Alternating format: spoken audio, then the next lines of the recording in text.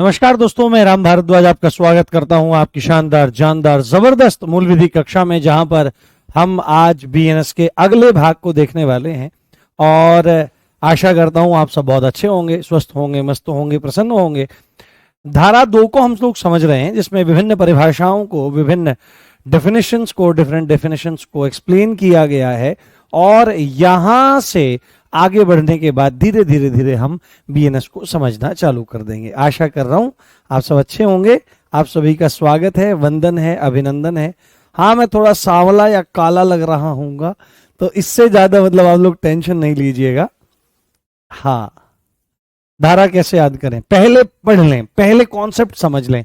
आपके एग्जाम में जब आपको भेजूंगा ना, तो धाराएं इत्यादि सब याद करवा के भेजूंगा, ये मेरी गारंटी है। ठीक है, आप निश्चिंत रहें। इतना रिवीजन आपको मैं करवा दूंगा कि आपको किसी ट्रिक आदि की भी विशेष आवश्यकता नहीं पड़ने वाली है, और अगर जरूरत होगी भी तो वो आपकी सेवा में पहुंचाई जाएगी। ठीक है, आपका स्वागत, आपका वंदन, आपका अभिनंदन। आपकी आज्ञा होवे अगर तो आपकी क्लास को शुरू किया जाए। नंबर आ रहा है स्क्रीन पर, वो केवल आप ही को दिखता है और किसी को नहीं दिखता है। चलिए, good evening guys, good evening guys, good evening guys, good evening guys, नमस्कार। ठीक है, चलिए हम शुरू करते हैं। टॉपिक चल रहा है हमारा बीएनएस, टॉपिक चल रहा है हमारा बीएनएस, भारतीय न्याय संहिता, भारतीय न्याय संहिता, भारतीय न्याय संहिता, भारतीय न्याय संहिता। ठीक है, भारतीय न्याय संहिता हमारा टॉपिक ये चल रहा है। और इसमें हमने धारा सद्भाव पूर्वक की धारा को समझ लिया था कि सद्भाव पूर्वक क्या चीज होती है। सद्भाव पूर्वक किया गया कार्य वह कार्य माना जाएगा, विद गुड फेथ उस चीज को माना जाएगा कि आपने कोई चीज अच्छी नीयत से, गुड फेथ के साथ में करी है। उसका प्रमुख 2 लक्षण आपको देखने को मिलेंगे कि आपने सम्यक सतर्कता बरती है ना, आपने सम्यक सतर्कता बरती है, और आपने बहुत सावधानी से उस कार्य को किया है। यहां तक का, हाँ काले नहीं दिल वाले, अभी लाइट बढ़ा दूंगा भाई साहब, अभी ठीक ठाक रंग दिखने लग जाएगा। ठीक है, क्योंकि ये व्हाइट स्क्रीन पर इसलिए किया जा रहा है, व्हाइट स्क्रीन पर थोड़ा सा होता है, अभी लाइटिंग पर थोड़ा सा काम होना है अभी, क्योंकि आरडब्ल्यू स्टूडियो से थोड़ा सा दूर है, ऑफिस से दूर है ना ये वाला स्टूडियो जहां से आपके मास्टर जी पढ़ा रहे हैं। तो अभी लाइटिंग पे काम हो जाएगा, तो ये प्रॉब्लम भी आपकी खत्म हो जाएगी। और व्हाइट बोर्ड पे इसलिए लिया जा रहा है क्योंकि जिससे आप लोग जो हैं वो अगर प्रिंट आउट इसका निकलवाना चाहें तो निकलवा सकते हैं। तो सेक्शन 211 तक हमारा हो गया था। अब हम समझते हैं सेक्शन 212। बस आप पहले ना समझते जाओ, बिल्कुल भी इस चीज को मत सोचो कि अभी हमको याद नहीं हो रहा है। सबसे ज्यादा जो अंडरस्टैंडिंग आपको रखनी है वो समझने पर रखनी है कि भाई ये बीएनएस है क्या, बीएनएस के सेक्शंस में है क्या। जो जो चीजें जरूरी होंगी एग्जाम में याद करवा के भेजूंगा, बस जो जो मैं डालता रहूं, पढ़ाता रहूं, उसको आप लोग देखते जाइए। इसमें है सरकार की परिभाषा। किसकी? सरकार की परिभाषा। सरकार, सरकार, सरकार मतलब गवर्नमेंट की परिभाषा, GOR, गवर्नमेंट, गवर्नमेंट की परिभाषा, गवर्नमेंट की परिभाषा। तो सीधे ही आपसे पूछेगा, सीधे ही आपसे पूछने का प्रयास करेगा, सीधे ही आपसे पूछने का प्रयास करेगा, सीधे ही आपसे पूछने का प्रयास करेगा कि भाई सरकार की परिभाषा, गवर्नमेंट की परिभाषा कौन सी धारा में दी गई है। तो आप उसको बोलना कि सरकार की परिभाषा 212 में, हाँ मिलकर 212 में आपकी दी गई है, 212 में आपकी दी गई है। और यहां पर सरकार का मतलब कौन सी? आप बोलोगे सर सरकार भी तो 2 तरह की होती है, एक केंद्र सरकार होती है, एक राज्य सरकार होती है, तो कौन सी वाली से इसका मतलब है? पहले एक सेक्शन 17 हुआ करता था आईपीसी में, उसमें भारत सरकार के संदर्भ में परिभाषा का जिक्र किया गया था कि भारत सरकार की वह परिभाषा है। परंतु यहां पर एक बात लिखी गई है कि सरकार का मतलब दोनों सरकारों से है, चाहे वह केंद्र सरकार हो, केंद्र सरकार हो, जिसको हम क्या बोल रहे हैं, जिसको हम सेंट्रल गवर्नमेंट बोल रहे हैं। क्या बोल रहे हैं बेटे? जिसको हम सेंट्रल गवर्नमेंट बोल रहे हैं, जिसको हम सेंट्रल गवर्नमेंट बोल रहे हैं। और हम जिसको दूसरा आप जिसको राज्य सरकार बोल रहे हैं, वो भी इसी के अंतर्गत आ जाएगी। कोई बड़ी बात, कोई समस्या वाली बात वहां पर नहीं है। State government, state government, state government, state government. ठीक है, तो अगर सरकार की परिभाषा पूछे तो सीधे बोल देना है सरकार की परिभाषा 2(12) में है और उसके अंतर्गत राज्य सरकार और केंद्र सरकार दोनों की परिभाषा आती है। अब अगली जो धारा है, अगली जो धारा है, अगली जो धारा है उसको बहुत गंभीरता से आपको देखना है। हाँ जी, ठीक है, सेंट्रल गवर्नमेंट, स्टेट गवर्नमेंट। ठीक है, अब जो अगली धारा है ये काफी इंपॉर्टेंट धारा है। इसमें आपसे कॉन्सेप्ट पूछ सकता है, इसमें आपसे कॉन्सेप्ट पूछ सकता है। सेक्शन 2(13) बहुत इंपॉर्टेंट है, बहुत बहुत इंपॉर्टेंट है ना। मैं चाहता हूं कि आप इसकी संख्या याद रखें। ठीक है, जिन जिन जिन सेक्शन नंबर पर मैं इंपॉर्टेंट लिख रहा हूं, यानी कि आपको उनका क्या याद रखना है, उनका फैक्ट तो याद रखना ही रखना है जो फैक्ट मेरे द्वारा आपको बताया जाएगा। ये जो सेक्शन नंबर है ना, ये भी थोड़ा सा दिमाग में रख लेना है, क्योंकि ऐसा हो सकता है कि यहां से वो सीधे सीधे आपसे पूछ लेवे कि भाई आपकी संश्रय की परिभाषा किसमें दी गई है। किसकी? संश्रय, संश्रय, संश्रय। इसको साधारण भाषा में कहते हैं शरण देना, है ना, शरण देना। और अंग्रेजी भाषा में इसको कहा जाता है हार्बर। क्या कहा जाता है? हार्बर, है ना, किसी को हार्बर करना। तो सीधे ही वो पूछेगा कि संश्रय देना, शरण देना, हार्बर करना किसी को कौन सी धारा में दिया गया है। तो आपको बोलना पड़ेगा कि हार्बर जो है वो आपका सेक्शन 2(13) में दिया गया है। देखो देखो, अब हार्बर करना किसको कहेंगे? हार्बर करना किसको कहा जाएगा? शरण देना। शरण, जैसे आपने देखा होगा कि कोई कहता है कि हे भैया, या जैसे लोग कहते हैं हे प्रभु मैं आपकी शरण में हूं, तो जो शरण में जाता है ना, जो शरण में जाता है उसको कहते हैं शरणागत, है ना, शरणागत। आगत मतलब आया हुआ, शरण मतलब शरण में, शरण में आया हुआ, छत्र छाया में आया हुआ, पास आया हुआ, डर के पास आया हुआ। कैसे? भय के साथ पास आया हुआ। और जिसके पास जाता है उसको कहते हैं शरण्य। और इन दोनों के मध्य जो क्रिया होती है उसको शरण देना कहते हैं, उसको संश्रय देना। संश्रय देना, इसको आप साधारण भाषा में दे दो आसरा देना। क्या करना? आसरा देना।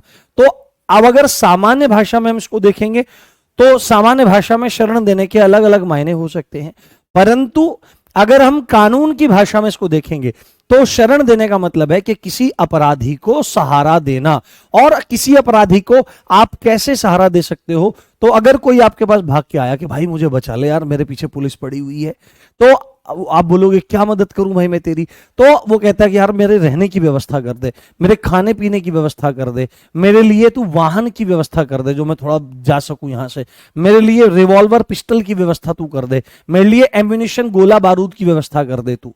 ठीक है, इस तरह की अगर व्यवस्थाएं करने की बात करता है और यदि आप कर देते हैं तो माना जाएगा कि आपने उसको संश्रय देने का अपराध किया है, माना जाएगा कि आपने उसको शरण देने का अपराध किया है, माना जाएगा आपने उसको हार्बर किया है। और दूसरा एक और पॉइंट इसमें ऐड हो जाता है आपका कि यदि पुलिस से या पुलिस के द्वारा जो गिरफ्तारी की जानी है उस गिरफ्तारी से किसी तरह बचाने का प्रयास करता है तो शरण देने का दोषी माना जाता है। इसको आप थोड़ा सा ध्यान में देखें और थोड़ा सा इसको समझने का प्रयास करें कि इसके 2 पॉइंट हैं। इसके 2 पॉइंट हैं। शरण देना कब माना जाएगा? शरण देना आपका कब माना जाएगा? यहां पर हम लिखते हैं, पहले मैं भूमिका बना लेता हूं पूरी, कि किसी को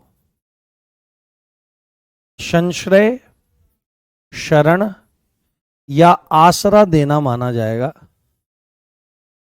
आसरा देना माना जाएगा, आसरा देना माना जाएगा यदि, आसरा देना माना जाएगा, आसरा देना माना जाएगा यदि नंबर 1, यदि क्या देता है? यदि आश्रय, आश्रय मतलब शेल्टर, शेल्टर देता है कि भाई तू एक काम कर, तू मेरे घर में रुक जा। तो अगर आश्रय देता है, आश्रय देता है, भोजन देता है ना, ले भाई तेरे भाई का घर है, चिंता कर, मलाई पनीर, पनीर टिक्का, है ना, रसगुल्ले, चाप, पकौड़ी, आम, तू तू मजे में रहे भाई, कोई दिक्कत वाली बात नहीं है। तो भोजन देता है, पेय, पीने का पदार्थ, है ना, चाय कॉफी, है ना, पीने, पीने का पदार्थ, पीने का पदार्थ, चाय कॉफी कहवा इत्यादि, कोल्ड ड्रिंक वगैरह। अगर कोई पुलिस से भागा हुआ है और आपने घर में बिठा करके इसको चाय कॉफी वगैरह पिला दी है, तो उसमें भी आप पकड़े जा सकते हैं। हाँ ठीक है, उसमें भी आप पकड़े जा सकते हैं। तो भोजन, पेय, पेय के बाद आपका आयुध आ जाएगा। आयुध मतलब हथियार। अगर उसको हथियार सप्लाई कर ले भाई, पुलिस आएगी सीधे फायर मारना। हथियार, हथियार मतलब आर्म्स, आर्म्स बोलते हैं ना, आर्म्स, आर्म्स। एवं गोला बारूद, क्या देता है? गोला बारूद। गोला बारूद मतलब एम्यूनेशन, एमओ, एम्यूनेशन, गोली वोली दे दी, एम्यूनेशन, एम्यूनेशन, एम्यूनेशन देता है, एम्यूनेशन देता है, तो शरण देने का दोषी माना जाएगा। और सेकंड पॉइंट इसमें आपका आ जाएगा दोस्तों, सेकंड पॉइंट इसमें आपका आ जाएगा दोस्तों, क्या कि पकड़े जाने से बचने के लिए, पकड़े जाने, पकड़े जाने मतलब गिरफ्तार होने, मतलब गिरफ्तार, पकड़े जाने मतलब गिरफ्तार होने से बचने के लिए, गिरफ्तार होने से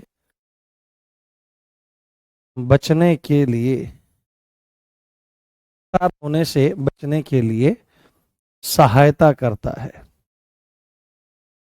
सहायता करता है, सहायता करता है, तो माना जाएगा कि वह शरण देने का काम करता है। क्या करता है? शरण देने का काम करता है। तो अगर ये दो काम करता हुआ, दो पॉइंट्स करता हुआ कोई दिखेगा, तो शरण देने का दोषी माना जाएगा। अब एक बात सुनो, मान लिया कि भाई तुम्हारा ब्याह हो रखा है, तुम्हारे का मतलब आप इसको अपने पे मत लेना, पर्सनली मत लेना इसको। मान लिया किसी का ब्याह हो रखा है और भाई वो कांड करके कहीं पे आ गया, और कांड करके घर आया और घर आ कहता है, ए भगवान सुन मेरी बात।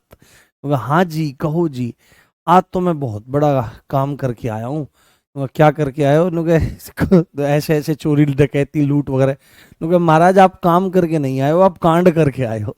तो अगर कोई कांड करके आए और घर आए अपनी, और पत्नी के पास आ जाता है, और पत्नी के पास आता है, तो पत्नी तो कहेगी आओ जी पैर धुआ दूं आपके, है ना, आ जाओ बैठो, रोटी लगा दूं, पानी पिलवा दूं, ठीक है। अगर वो भी उसी तरह की प्रवृत्ति की होगी तो कहेगी एक काम करो सरकार, हजूरे आला पति साहब, मैं आपका कट्टा तैयार कर देती हूँ और आप पिस्टल विस्टल लोड रखना, पुलिस आए तो ठूं ठाम मार करके और पीछे से भाग जाना।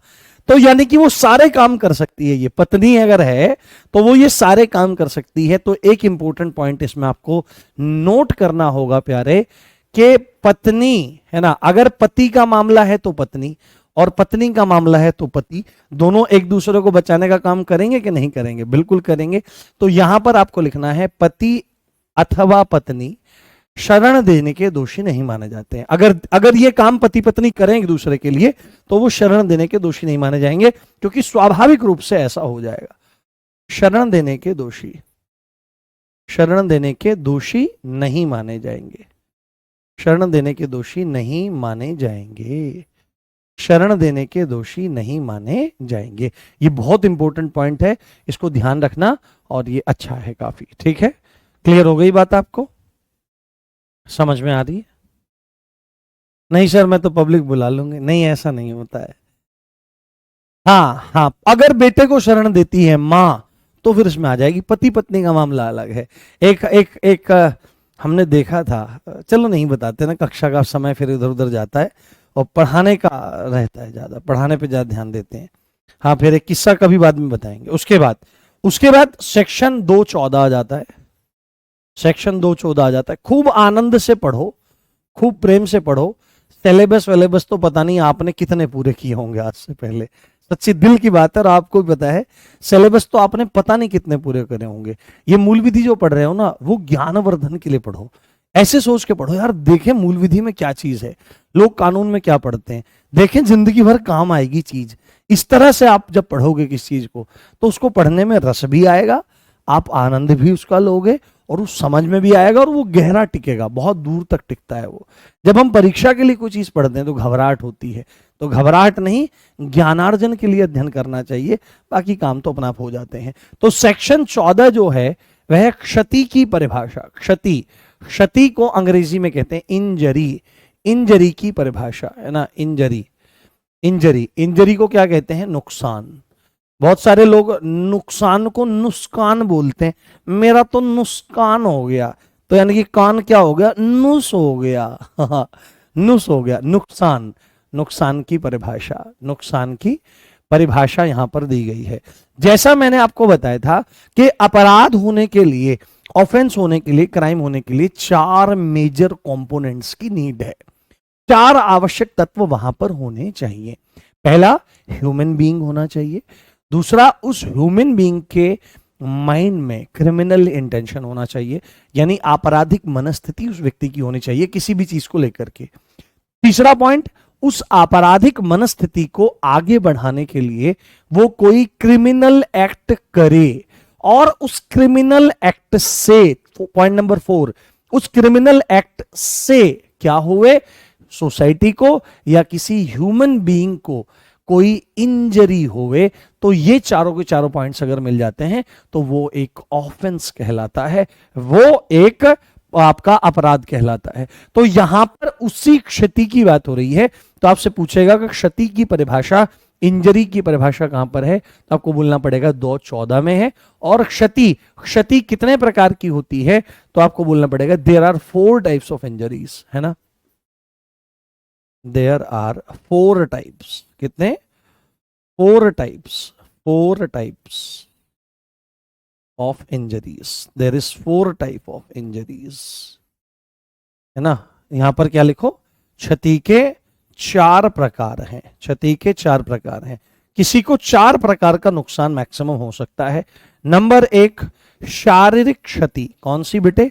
शारीरिक क्षति, बॉडीली इंजरी हो सकती है किसी को। कैसी हो सकती है? Bodily injury. कैसी हो सकती है लाला? बॉडीली इंजरी किसी को हो सकती है ना? शरीर में कोई नुकसान हो सकता है। शरीर के नुकसान के अंतर्गत फिर सारा का सारा नुकसान है। हाथ टूट जाए, पैर टूट जाए, हाथ कट जाए, पैर कट जाए, डेथ हो जाए, है ना, डेथ की कोशिश करी जाए, है ना, थप्पड़ मार दिया जाए, गंभीर चोट हो जाए, तमाम चीज उसमें आपकी आ जाती है। हाँ हाँ हाँ, करवाएंगे बेटे, क्वेश्चन भी करवाएंगे, निश्चिंत रहिए, बिल्कुल निश्चिंत रहिए। जब आप मेरे पास आ गए हो ना, तो आपको चिंता करने की जरूरत नहीं है, मैं जी जान लड़ा दूंगा आपके लोगों के लिए, और आप इस चीज को आगे होते हुए देखेंगे भी, और अभी कंटेंट में भी आप इसको देख रहे होंगे। हाँ, बॉडीली इंजरी हो जाए। सेकंड, मानसिक क्षति। परीक्षा आपकी नहीं है, परीक्षा मेरी है। मानसिक क्षति यानी कि आपकी मेंटल इंजरी, है ना, मेंटल इंजरी। हाँ, मेंटल इंजरी, मेंटल इंजरी में क्या हो सकता है कि भावनाएं आहत कर दी जाएं किसी की। मौखिक एवं भावनात्मक दुर्व्यवहार, जैसे घरेलू हिंसा अधिनियम जब आप पढ़ेंगे तो घरेलू हिंसा के अंतर्गत 4 पॉइंट आते हैं।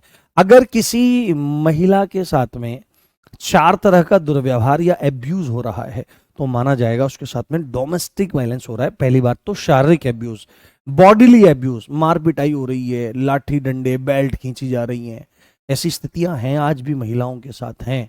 महिलाएं भी कम नहीं है खैर, पर ज्यादातर तो माना जाएगा पुरुष बहुत बुरी स्थिति में उनको रखता है। हाँ, पेपर तो हमें ही देना है, पेपर तुम्हारा अकेले का थोड़ा ही है, मेरा भी तो है। पढ़ने पे ध्यान दो, व्यर्थ की बातें मत करो। हाँ, व्यर्थ की बातें मत करो, पढ़ने पे ध्यान दो। उसके बाद दूसरा उसके साथ हो सकता है मौखिक एवं भावनात्मक दुर्व्यवहार। मेरे मुंह से जो शब्द निकल रहे हैं परीक्षा के लिए एक जरूरी है, ये पेपर में आए हुए प्रश्न है। पहला, उसके साथ में शारीरिक दुर्व्यवहार हो सकता है। दूसरा, उसके साथ में मौखिक एवं भावनात्मक दुर्व्यवहार हो सकता है।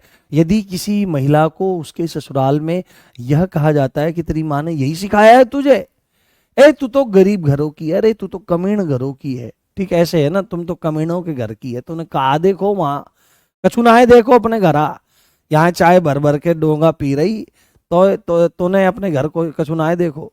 तो अगर ऐसा कहा जा रहा है या भावनात्मक दुर्व्यवहार किया जा रहा है, अरे तेरी कोख से तो लड़कियां ही लड़कियां जन्म लेती हैं, अरे तू तो, मान लिया अगर बच्चा नहीं है, अरे तू तो बांझ है, अगर ऐसा बार बार कहा जा रहा है तो ये भी घरेलू हिंसा के अंतर्गत आता है। तीसरा, सेक्सुअल एब्यूज।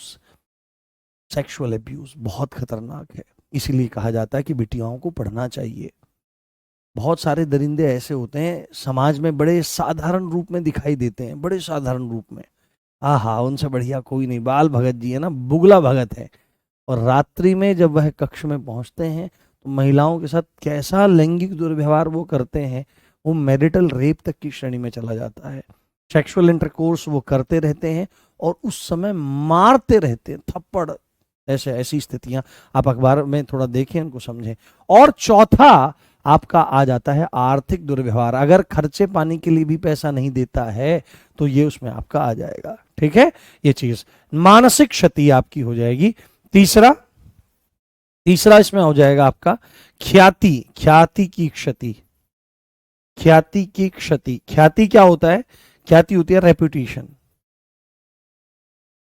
रेपुटेशन, हाँ रेपुटेशन। और चौथा कौन सा है आपका? संपत्ति, प्रॉपर्टी का लॉस, संपत्ति, संपत्ति की क्षति। ये पॉइंट आपको ध्यान रखने चाहिए। ये 4 टाइप हैं आपके क्षति के जो आपको याद रखने हैं। हाँ, क्वेश्चन भी कराएंगे। हाँ हाँ,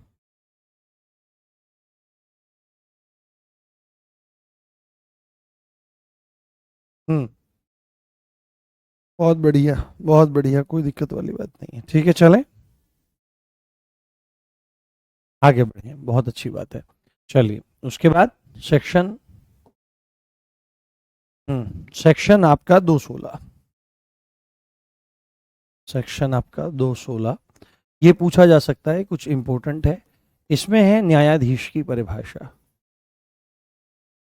न्यायाधीश की परिभाषा, न्यायाधीश मतलब जज, जज, जज की परिभाषा, जज की परिभाषा। तो अगर आपसे सीधे पूछे कि जज की परिभाषा कौन सी में है, न्यायाधीश की परिभाषा कौन सी धारा में है, तो आपको स्पष्ट रूप से बोलना होगा कि न्यायाधीश की परिभाषा सेक्शन 216 में दी गई है। अगर पूछता है तो इतना ही पूछेगा, इससे ज्यादा पूछने का वह प्रयास नहीं करेगा। ये बात आपको ध्यान रखनी है। आगे आगे बढ़ते हैं। उसके बाद हमारा आ जाता है सेक्शन 217, सेक्शन 217, ये जीवन की परिभाषा बताता है। हाँ, जीवन, जीवन मतलब लाइफ, लाइफ की परिभाषा, लाइफ की परिभाषा, लाइफ की परिभाषा, लाइफ की परिभाषा। तो देखो ये क्या क्या, ये मतलब क्या है, मैंने आपको पहले ही बोला है कि मैं थोड़ा जल्द ले लेता हूं। आज मैं सुबह 4 बजे का उठा हुआ हूं। हाँ हाँ, और आज व्यस्तता थी बहुत ज्यादा।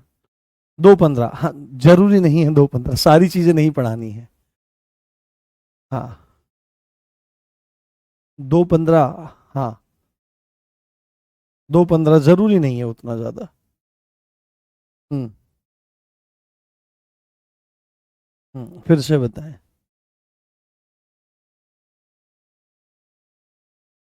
बता देंगे, 2:15 देखेंगे। बहुत सारी चीजें जरूरी नहीं होती, जैसे अब, हाँ जितना जरूरी होगा उतना बता देंगे बेटे, कोई दिक्कत नहीं है।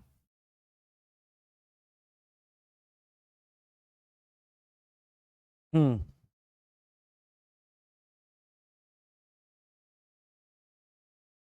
हम्म हम्म ओके, देखो आप विश्वास रखिए, मैं अपने आप सब चीजें आपको करा दूंगा। अभी तो हम सिलेबस कर रहे हैं, देन हम प्रैक्टिस सेट शुरू करेंगे। अभी तो मैं आपके लिए बहुत सारी चीजें प्लान कर रहा हूँ।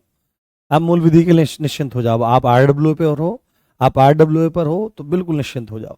देखो जब भी बीएनएस में जीवन लिखा आएगा तो जीवन का मतलब मानव जीवन से लगाना होगा। जीवन का आशय, जीवन का आशय, जीवन का आशय मानव जीवन से है। किससे है? जीवन का आशय मानव जीवन से है, मानव जीवन से है, मानव जीवन से है। मानव जीवन मतलब ह्यूमन लाइफ से। जहां पर भी लिखा रहेगा लाइफ, उसका मतलब होगा ह्यूमन लाइफ। क्या होगा? ह्यूमन लाइफ होगा। सारी धाराएं नहीं पढ़नी है, 358 धाराएं याद करोगे क्या? हाँ, 358 धाराएं याद करोगे क्या? उधर 531 धाराएं याद करोगे? एक एक एक्ट में किसी में 10 हैं, किसी में 20 हैं, किसी में 40 हैं, कहीं 200 हैं, कहीं 214 हैं। सारी थोड़ी याद करनी है, बेसिक बेसिक चीजें समझनी है भैया। हाँ, चलिए बहुत बढ़िया, बहुत शानदार। उसके बाद अब इसको थोड़ा ध्यान रखो, सेक्शन 218।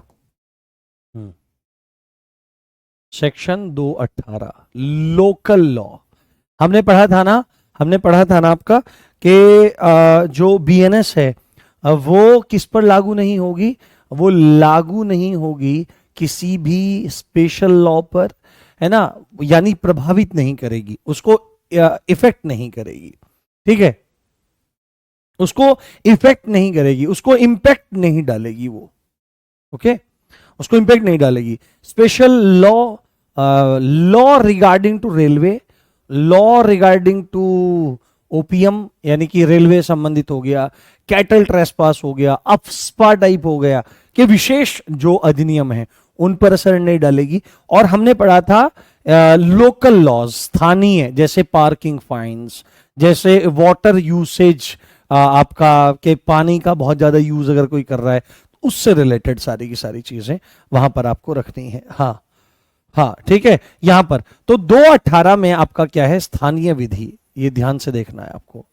स्थानीय विधि, स्थानीय विधि, स्थानीय विधि से आपको क्या मतलब निकालना है, लोकल लॉ से आपको क्या मतलब निकालना है। लोकल लॉ की परिभाषा, लोकल लॉ की परिभाषा इस संदर्भ में यहां पर आपकी दी जा रही है, इसको ध्यान रखना है, इसको अच्छे से आपको समझना है।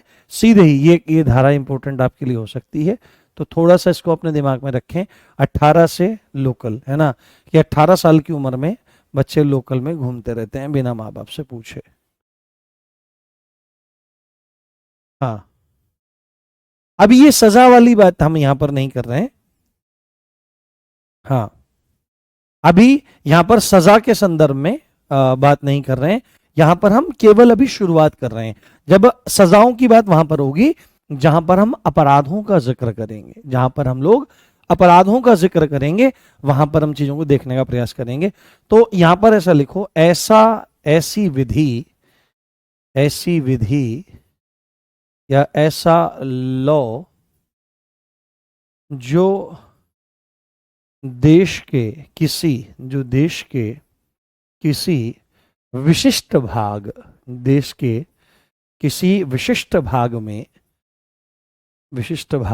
लागू है, विशिष्ट भाग में लागू है, मतलब कि पूरे देश में नहीं, स्थानीय विधि, लोकल। जैसे जैसे कहते हैं ना कि अरे ये कौन घूम रहे हैं, ये सरकार। जब आप दरोगा बन जाओगे, फिर इंस्पेक्टर हो जाओगे, फिर डीएसपी हो जाओगे, आप डीएसपी भी बनोगे, इस बात का ध्यान रखना आप लोग। जब आप लोग दरोगा बन जाओगे और आपके रिकॉर्ड्स बहुत अच्छे रहेंगे, देन आपको नेक्स्ट प्रमोशन मिलेगा 3 स्टार, और देन आपको नेक्स्ट प्रमोशन मिलेगा डिप्टी एसपी का, डिप्टी सुपरिंटेंडेंट ऑफ पुलिस। और मुझे गर्व होगा उस दिन कि हमारे पढ़े हुए बालक भी डिप्टी एसपी हैं, और आप न जाने कितने लोगों का कल्याण करोगे। और आप में से जिनकी इच्छा ये होगी कि केवल यही नहीं रह जाना है, अभी आगे आईएएस और पीसीएस भी देना है, तो हो सकता है आप में से कोई आईपीएस भी बने, हो सकता है आप में से कोई पीपीएस भी बने, डायरेक्ट डीएसपी बने।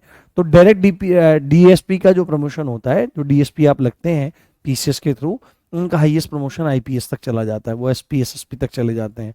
और अगर आप डायरेक्ट मतलब आईपीएस बनोगे, देन आप डायरेक्टर जनरल तक जा सकते हैं डिफरेंट फोर्सेस की। तो यहां पर जो बात है लोकल का मतलब, अरे हमारे आस पड़ोस का ही है, मतलब कि किसी एक विशिष्ट भाग, कोई स्पेसिफिक रीजन के बारे में जहां पर आपकी बात हो रही है। तो ऐसी विधि या ऐसा लॉ जो देश के किसी विशिष्ट भाग में लागू हो। एक पॉइंट इसमें आप और लोग और ऐड कर सकते हो, समाज के समाज यानी कि सोसाइटी, समाज यानी कि सोसाइटी के आवश्यक मुद्दों के, आवश्यक मुद्दों है ना, आवश्यक मुद्दों हेतु लाए गए कानून हैं, लाए गए ये लॉज हैं। इसका उदाहरण अगर आप देखना चाहें, अगर इनका उदाहरण आप लोग देखना चाहें, एग्जाम्पल देखना चाहें, तो जैसे आप इसमें लिख सकते हो parking fines. Parking fine, suppose करो कि आप दिल्ली के किसी स्पेसिफिक रीजन में हो और वहां पर लोग अपनी गाड़ियां लगा करके चले जाते हैं, उनको काफी बार समझाया भी गया बट उनकी समझ में नहीं आ रहा है, तो उस एक पर्टिकुलर एरिया के लिए एक ऐसा लोकल लॉ लाया जा सकता है कि अगर भाई इस रीजन में कोई पार्किंग या नो पार्किंग वगैरह के जो रूल्स हैं उनको वॉयलेट करता हुआ मिलेगा तो उसको सीधे 10,000 का हम पर्चा थमाए देंगे और फिर वो उठा के घूमता रहो उसको। हाँ हाँ ठीक है, तो उसको एकदम सीधे, तो पार्किंग फाइन्स वगैरह इसमें आ सकते हैं, है ना, पार्किंग फाइन्स, पार्किंग फाइन्स इसमें आपके आ सकते हैं। सेकेंडली आपके इसमें आ सकते हैं water usage, water usage regulations. हाँ आदि, तो इतनी तो अंग्रेजी आप समझते होंगे कि जल का दुरुपयोग कहीं पर ना होता हो, है ना, जल का दुरुपयोग कहीं पर ना होता हो तो वहां पर, हाँ सेक्शन 1 में कराया है कि परिभाषा है। हाँ आप ध्यान से सब चीजें सुनते रहो। हाँ ठीक है, ध्यान से सब चीजें सुनते रहो। हाँ लाइक, हाँ लाइक, हाँ बेगर, हाँ भिखारियों को, बिल्कुल बिल्कुल हो सकता है। हाँ बेगिंग बैन, है ना, भिखारी, भीख मांगने की मनाही, भीख, भीख मांगने की मनाही। हाँ लाइक भीख मांगने की मनाही, लाइक भीख मांगने की मनाही से संबंधित नियम इंदौर में है, बिल्कुल मनाही से रिलेटेड लॉ, रिलेटेड लॉ आपके इसमें हो सकते हैं, बिल्कुल हो सकते हैं बेटा, बहुत बढ़िया। मेरे को बहुत अच्छा लगता है जब आप लोग मेरे साथ में इंटरेक्ट करते हो। तो ये है हमारी स्थानीय विधि, समझ में आई? बोलो डन करो एक बार, थम्स अप करो। हाँ हाँ नोट्स बना लीजिए, नोट्स बनाना जरूरी है। सर क्वेश्चन करा दो, पढ़ाए नहीं क्वेश्चन करा दें, प्रैक्टिस सेट में कराएंगे। 2:17 एक्सप्लेन कर दें, अच्छा बिल्कुल कर देंगे बेटे। 2:17 में ये है, देखो 2:17 में ये है, 2:17 में ये बात है, ध्यान से सुनो। 2:17 में ये बात बोली जा रही है कि बीएनएस जो पूरा का पूरा एक्ट है, यदि कहीं पर लिखा आया लाइफ, है ना, कहीं पर बीएनएस में पूरे के पूरे क्लॉजेस जो हैं उनमें लिखा आया लाइफ, तो उस लाइफ का मतलब क्या है? देखो लाइफ तो एनिमल की भी होती है, लाइफ ह्यूमन की भी है, तो इस लाइफ से जो मतलब आपको निकालना है वो ह्यूमन लाइफ से निकालना है, ठीक है? इसका मतलब जो आपको लेना है वो ह्यूमन लाइफ से लेना है, ना कि एनिमल लाइफ से। मान लो कोई कहने लगे किसी ने लठ मारा और लाइफ चली गई, तो अगर फिर अपने कुत्ते को लेके चला जाए, इसको टांग दो, उसने मेरे कुत्ते को लठ मारा है, तो उसको तो टंगवा देगा वो? तो नहीं, जब मतलब आएगा तो उसका मतलब किससे रहेगा? हाँ उसका मतलब किससे रहेगा? उसका मतलब आपका रहने वाला है ह्यूमन लाइफ से। बहुत बढ़िया, आगे चलते हैं। हाँ चलिए, बहुत बढ़िया, आपको समझ में आ रहा है मेरे बच्चों, इससे ज्यादा खुशी की कोई बात हो नहीं सकती। हाँ हाँ हाँ आगे, सेक्शन 219, सेक्शन 219 पुरुष की परिभाषा। पुरुष, अगर कहीं पर मेल लिखा आएगा, है ना, अगर कहीं पर मेल लिखा आएगा तो उसका मतलब क्या होगा? मेल का मतलब क्या होगा? अगर कहीं पर मेल लिखा आएगा बीएनएस में तो उससे क्या आशय आपको लगाना है? तो बीएनएस में कहीं पर भी अगर मेल लिखा आएगा तो उसका मतलब लगाना है किसी भी आयु का नर, है ना? कैसा कैसा लगता है, मतलब जब ऐसा लगता है ना कि किसी भी आयु का नर, तो ऐसा लगता है डिस्कवरी नाटक देख रहे हैं, शायद ये नर अब अपने क्षेत्र में दूसरे नर को घुसने की इजाजत नहीं देना चाहता, ये नर अब दूसरे नर को मादाओं से दूर रखना चाहता है और जबरदस्त भिड़ंत दो नरों के मध्य। ऐसा लगता है जैसे डिस्कवरी का देख रहे हैं। तो मगर अब क्या लिखे? पुरुष के लिए उन्होंने नर लिखा है यहां पर, नर, ठीक है? तो किस पुरुष का मतलब क्या है? किसी भी आयु का नर, ठीक है, किसी भी आयु का नर, किसी भी आयु का नर, इससे आपको आशय निकालना है। जब भी मेल लिखा रहेगा तो किसी भी आयु का नर वहां पर आपको समझना होगा, आपको जानना होगा। जी बहुत बढ़िया, चलिए आगे बढ़ते हैं। अगला सेक्शन, अगला सेक्शन है हमारा सेक्शन 220, सेक्शन 220। हाँ अब आपको एक बहुत प्यारी बात बताऊंगा मैं, आपको एक बहुत अच्छी बात मैं बताऊंगा। हाँ हाँ हाँ, देखा है डिस्कवरी। अभी तो ये इतने ओटीटी ओटीटी बहुत सारी चीजें आपकी आ गई, पर जब आपका हमारा बचपन रहा था तो दूरदर्शन और डीडी मेट्रो वगैरह सब यही चैनल आते थे। हाँ हाँ हाँ। हजारों बच्चे पढ़ रहे हैं, हजारों कमेंट आ रहे हैं। तो अगर मैं किसी का कमेंट नहीं देख पाता हूँ तो वो ना दिल पे मत लिया करो। आप सब मेरे प्यारे हो, आप सब मेरे दिल के करीब हो, ठीक है। ऐसा नहीं है कि किसी का कमेंट नहीं पढ़ा तो मैं उसको प्यार नहीं करता। मैं सबको बराबर प्यार करता हूँ। तो मेरी बात ध्यान से सुनो आप। तो जब बचपन में थे तो देखते थे डिस्कवरी वगैरह, तो बड़ा अच्छा लगता था। हमारे घर तो वो चैनल आते नहीं थे जिस पे डिस्कवरी आता, जिसका डिस्कवरी आता था भाई सब घंटों घंटों बैठे हैं मजे में। कभी मैरीन लाइफ देखी जा रही है, कभी जंगल विंदर और मादाएं देखी जा रही हैं, कभी मसाई मारा में वो विल्डर बीस्ट देखे जा रहे हैं इस तरह की चीजें। तो मजा आता था। तो आपको लगता मैं भी बिल्कुल आपके जैसा ही हूँ, आप में से ही एक हूँ मैं। आपको लगता होगा मास्टर जी के पास तो करोड़ों और बुरु, अरे मैं पटपटिया के साथ चलता हूँ, आप ही के साथ देखो ये टी शर्ट भी आपके जैसी है बिल्कुल। तो मुझे पता है आपका दर्द क्या है, और आपको कितनी मेहनत और शिद्दत से पढ़ना और पढ़ाना है ये भी मैं बहुत अच्छे से समझता हूँ। आपके माँ बाप आपके लिए इस समय क्या सोच रहे हैं वो भी मुझे पता है आपसे ज्यादा। तो सेक्शन 220 में वहां पर एक बात लिखी गई है कि अगर कहीं पर मंथ और ईयर लिया जाएगा, क्या लिया जाएगा? मंथ और ईयर लिया जाएगा। क्या लिया जाएगा? मंथ और ईयर। तो कम से कम मैं मान के चल रहा हूं कि मंथ को आप माह समझते होंगे और ईयर को आप वर्ष समझते होंगे। तो यहां पर स्पष्ट रूप से लिखा गया है कि बीएनएस में जहां पर भी मंथ एंड ईयर आएगा तो उनकी जो गणना है, की गणना है ना, सालों की और सालों की, वो वाले साले नहीं है जो ब्याह होने के बाद, सालों, सालों वर्षों की गणना जो होगी वो ग्रीगेरियन कैलेंडर के हिसाब से होगी। किसके हिसाब से? ग्रीगेरियन कैलेंडर, ग्रीगेरियन कैलेंडर के अनुसार होगी। ग्रीगेरियन कैलेंडर के अनुसार होगी, के अनुसार होगी। ग्रीगेरियन कैलेंडर के अनुसार आपकी सालों वर्षों की और महीनों की गणना होगी। देखो अब आप ये बात क्यों लिखनी पड़ी इनको यहां पर, इनको हाँ हाँ ठीक है। इनको इनको यहां पर ये बात क्यों लिखनी पड़ी? क्यों लिखना पड़ा ऐसा? इसलिए लिखना पड़ा इन्हें ऐसा क्योंकि भारत में जो कैलेंडर है वो शक संवत है। क्या है? संवत।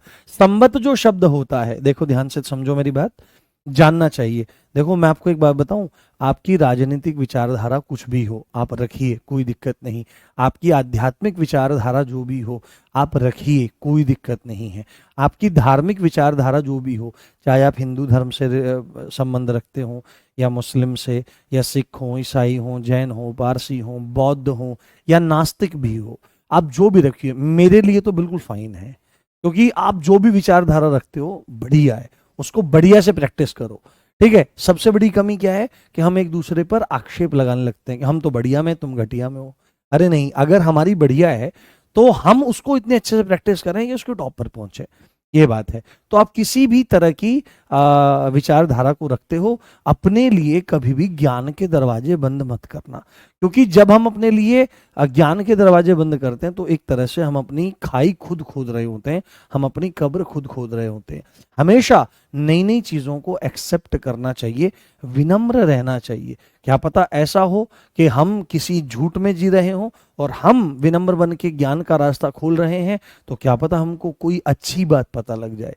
तो आप किसी भी विचारधारा से संबंध रखते हैं, परंतु ज्ञान के मार्ग अपने लिए सदा सदैव खुले रखिए। क्योंकि डॉक्टर भीमराव अंबेडकर जी ने कहा है, शिक्षा वह शेरनी का दूध है जो पिएगा सो दहाड़ेगा।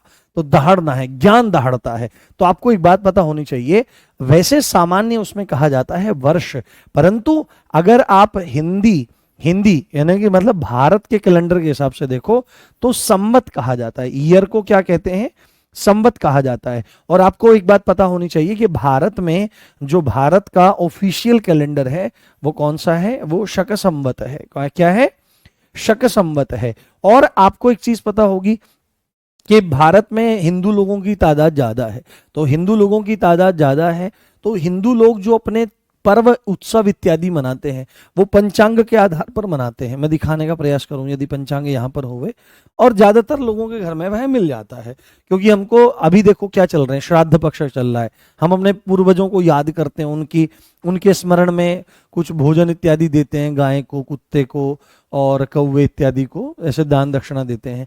तो उसमें क्या होता है, उसमें विक्रम संवत, कौन सा, विक्रम संवत, विक्रम संवत जो राजा विक्रमादित्य ने चलाया, अभी अगर जितना चल रहा है उसमें 57 जोड़ देते हैं। अभी देखो क्या चल रहा है, अभी चल रहा है सन 2025, पर विक्रम संवत चल रहा है संवत 2082। तो इसमें जो गणना होती है, इन संवतों में जो गणना होती है, ये होती है आपके, इसमें दो पक्ष होते हैं, कितने होते हैं, दो पक्ष, एक होता है आपका कृष्ण पक्ष और एक होता है आपका शुक्ल पक्ष। तो शुक्ल पक्ष मतलब कि जिसमें चंद्रमा 0 से लेकर पूर्णिमा तक पहुंचता है, और कृष्ण पक्ष वो है जब पूर्णिमा से लेकर चंद्रमा अमावास्या तक पहुंचता है। तो इसको थोड़ा ध्यान रखना चाहिए। इसमें महीने कौन से होते हैं, इसमें चैत्र होता है, बैसाख होता है, जिसको चैत, बैसाख, जेठ, है ना, माह, पोह, फागण इत्यादि ये सब बोलते हैं ना, फाल्गुन वगैरह, है ना, आषाढ़ वगैरह। तो इसके हिसाब से अगर गणना करेंगे तो कैसे काम चलेगा, तो सब लोग इसमें सहज नहीं हो पाएंगे। तो जो एक इंटरनेशनल कैलेंडर चल रहा है, ग्रिगोरियन कैलेंडर, उसके अनुसार हम टाइम की जो कैलकुलेशन है वो करेंगे, ये बात ध्यान रखिए। हाँ,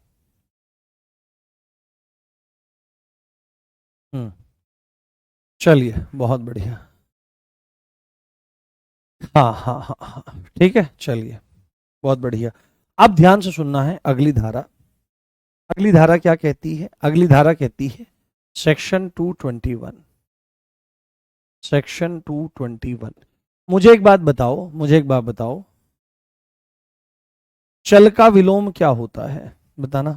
देखो इतना तो पता ही होगा। सर बुक कौन से लें, आरडब्ल्यू की बहुत शानदार बुक है, आप उसको ले लीजिए। हाँ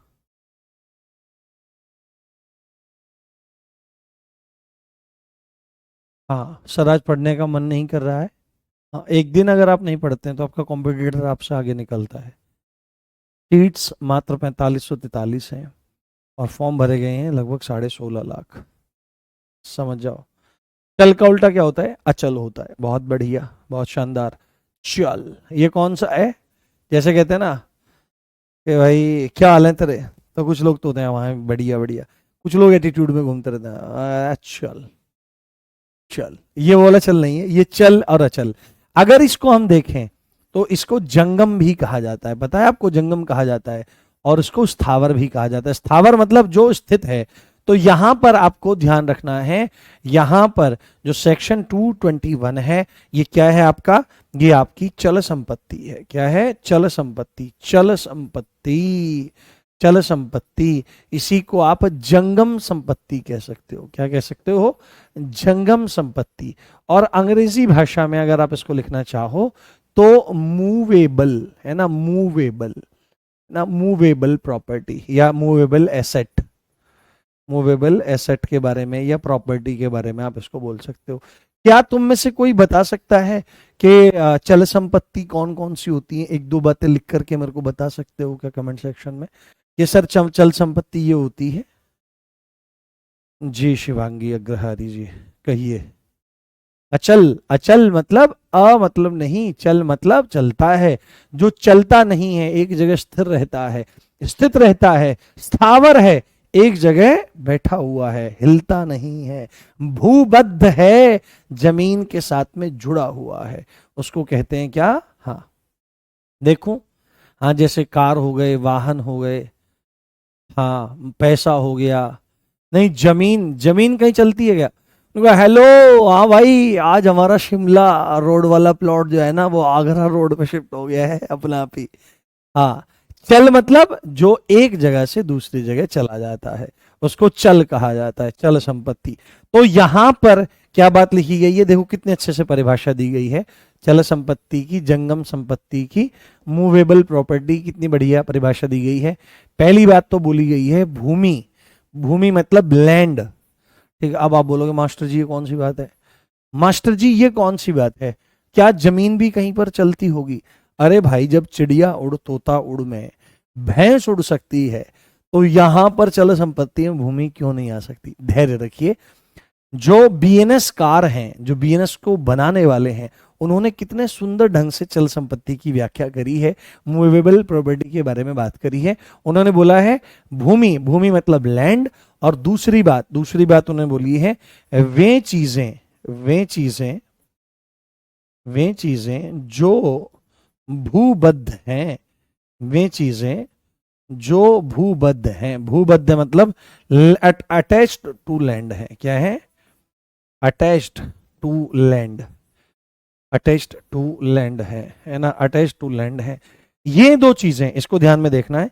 मान लिया भूमि, भूमि पहला पॉइंट क्या है चल संपत्ति की परिभाषा में, भूमि, और दूसरा नंबर वे चीजें जो लैंड से अटैच्ड हैं, भूमि से बंधी हुई है, भूमि से बंधी हुई है, को छोड़कर, को छोड़कर, देखो बस सारी बात उसने बोल दी, को छोड़कर, को छोड़कर अन्य चीजें, इसके अलावा और चीजें, अन्य चीजें, अन्य चीजें, अन्य चीजें या संपत्ति, या संपत्ति चल संपत्ति है। कैसी है? चल संपत्ति है, चल संपत्ति, दैट्स ऑल। बात बोलो, बात समझ में आ गई? मैं थोड़ा पानी ले लेता हूं। हाँ, हाँ।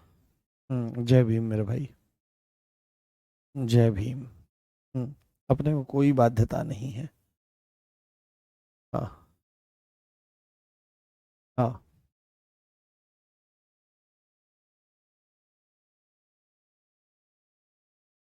हम्म। हाँ, वाहन, ज्वेलरी। हाँ, जैसे पशु हैं, देखो पशु जो होते हैं, पशु, जो पशु होते हैं ना, पशु, इसको पशुधन कहा जाता है। क्या कहा जाता है? पशुधन। अंग्रेजी भाषा में इसको लाइव स्टॉक कहते हैं। क्या कहते हैं? लाइव स्टॉक कहते हैं, लाइव स्टॉक, लाइव स्टॉक कहा जाता है। तो चल संपत्ति में कौन सी चीजें नहीं आती? भूमि को छोड़ दो, भूमि और भूमि से जो बंधी हुई चीजें हैं उनको छोड़ करके बाकी चीजें, क्योंकि ये दोनों जो चीजें हैं ये एक जगह स्थिर हैं, ये स्थावर संपत्ति है, इनको छोड़कर जितनी है वो सारी की सारी आपकी चल संपत्ति है। हम्म। हम्म।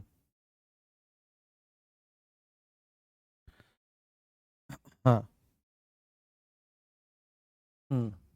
हाँ, जय श्री राम। क्या क्या अंतर है? हाँ, सर्वत्र परमात्मा का वास होता है। देखो ये सब चीजें बहुत छोटे स्तर की होती हैं कि आपस में लोग लड़ते रहते हैं, मूलतः वही तत्व है। कोई परमात्मा सब में विद्यमान है, कोई माने या न माने, पर परमात्मा सब में विद्यमान है। कोई उसको परमात्मा कहता है, कोई उसको यूनिवर्स कहता है, कोई उसको शून्य कहता है, कोई उसको कुछ भी नहीं कहता। तो ये बहुत गहरी बातें हैं, जब धीरे धीरे जीवन में गहराई में उतरेंगे तब सब चीजें थोथी सी जान पड़ेंगी। ठीक है। हाँ, 2:15 पढ़ाने का उतना जरूरत नहीं है। बोलो, समझ में आई बात? क्लियर हुआ पॉइंट? चलिए,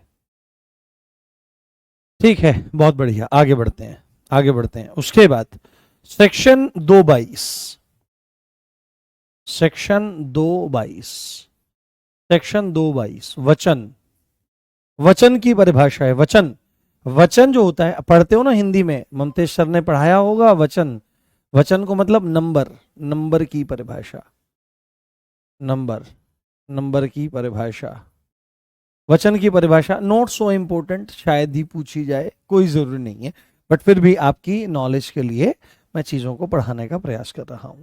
सेक्शन 222 वचन की परिभाषा, सेक्शन आपका 223, 223 ये पूछी जा सकती है, मेरे को लगता है, मेरे को मतलब गट फीलिंग इसमें आती है कि ये पूछी जा सकती है। ये है शपथ, है ना, शपथ, अंग्रेजी भाषा में कहते हैं ओथ। हाँ। अच्छा, तुम में से मेरे को कोई बता सकता है राष्ट्रपति की शपथ कौन से अनुच्छेद में है? हाँ, राष्ट्रपति जी की शपथ कौन से अनुच्छेद में है?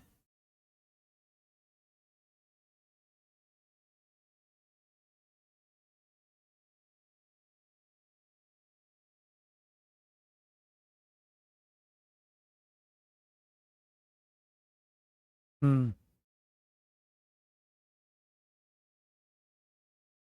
बताइए।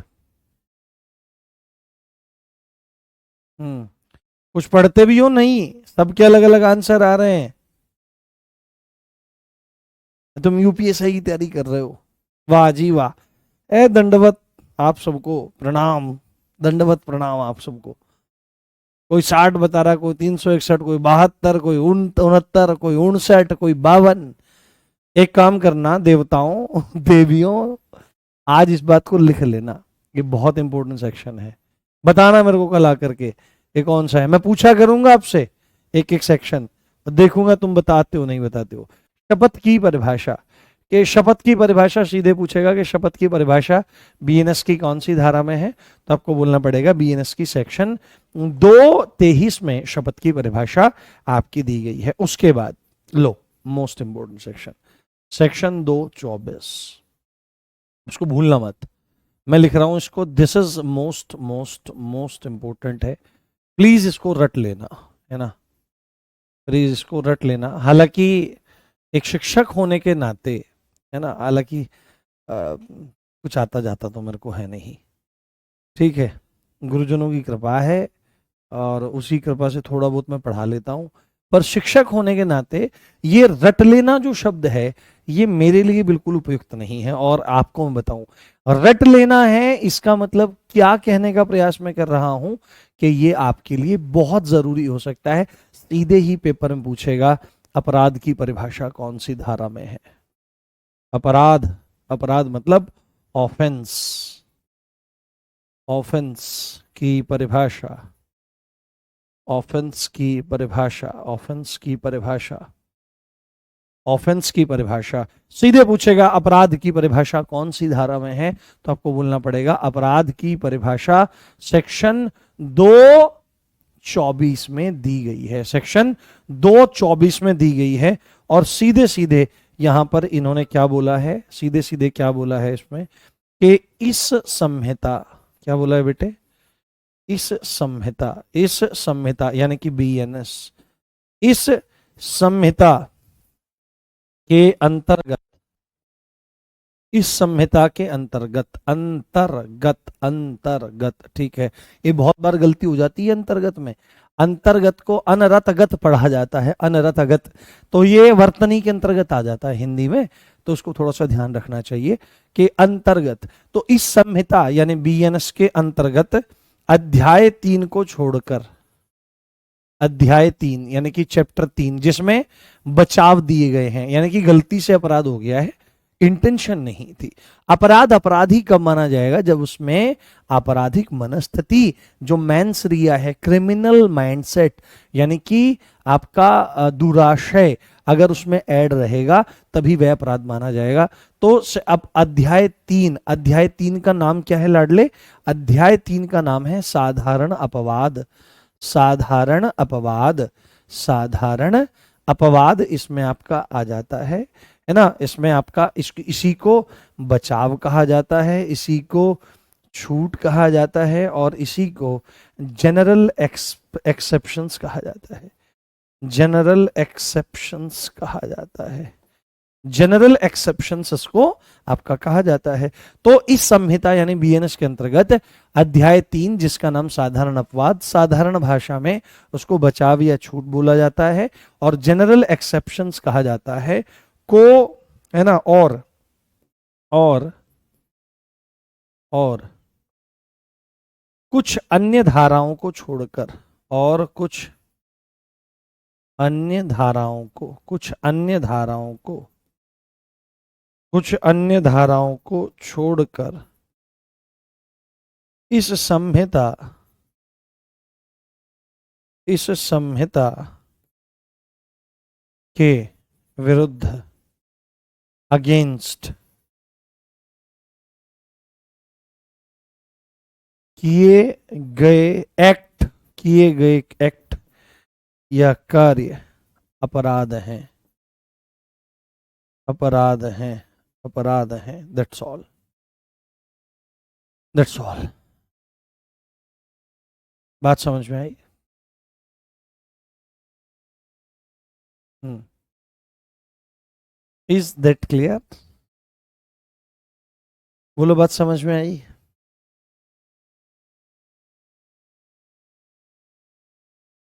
हाँ, ठीक है। अपराध के बारे में क्या बोला जा रहा है? मोटी मोटी बात अपराध की यहां ले लो आप, मोटी मोटी बात अपराध की यहां ले लो। ये अपराध किसको माना जाएगा? अपराध होते क्या हैं? देखो, अपराध होते क्या हैं, ऑफेंस क्या होते हैं? कि कोई ऐसा काम जो किसी कानून द्वारा प्रतिबंधित हो, कि कोई कानून बन गया है, उस कानून ने कह दिया कि भाई ये काम आज से होना नहीं चाहिए। अगर कोई कानून इस बात को लिख रहा है कि कोई व्यक्ति ये वाला काम जो मैं यहां पे लिख रहा हूं ये करता है, तो वह अपराधी है। कोई भी कानून जिसमें किसी कार्य को, किसी एक्ट को प्रोहिबिट किया गया है, मना किया गया है, वही अपराध है।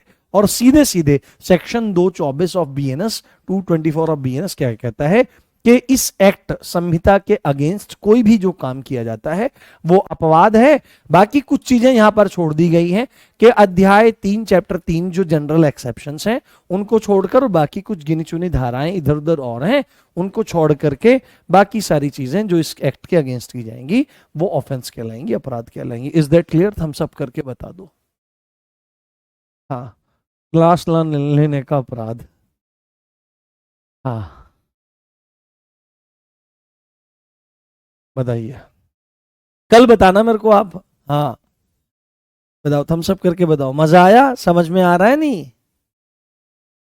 हाँ, मैं चाहता हूं आप जितने भी पढ़ते हो, हाँ, तो मेरे को देख करके आप ये कोई विचारधारा मत बनाना कि ये व्यक्ति ऐसा है, व्यक्ति वैसा है।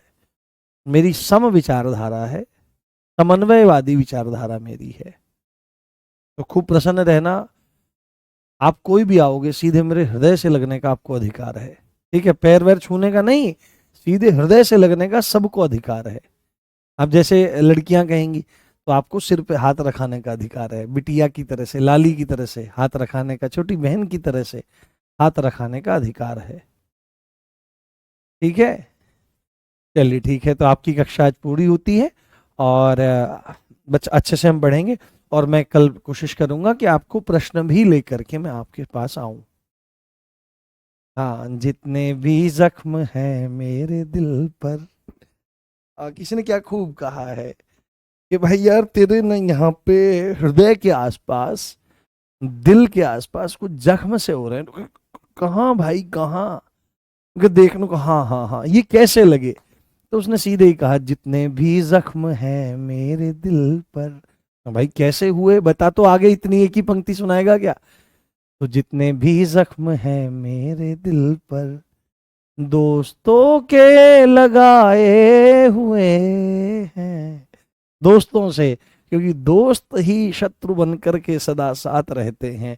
और अगर दोस्त पढ़ने के समय ये कह रहा है कि चल यार घूमने चलते हैं, वहां चलते हैं, वहां चलते हैं, तो उसको विष कुंभम पयो मुखम जानना, यानी कि वो जहर का घड़ा है पर उसके मुंह पर दूध लगा हुआ है। और बाद में आपको यही गाना गाना पड़ेगा कि जितने भी जख्म हैं मेरे दिल पर, दोस्तों के लगाए हुए हैं। जो युवावस्था होती है वो खूब अपने आप को रगड़ने के लिए होती है, क्योंकि शरीर में दम होता है ना।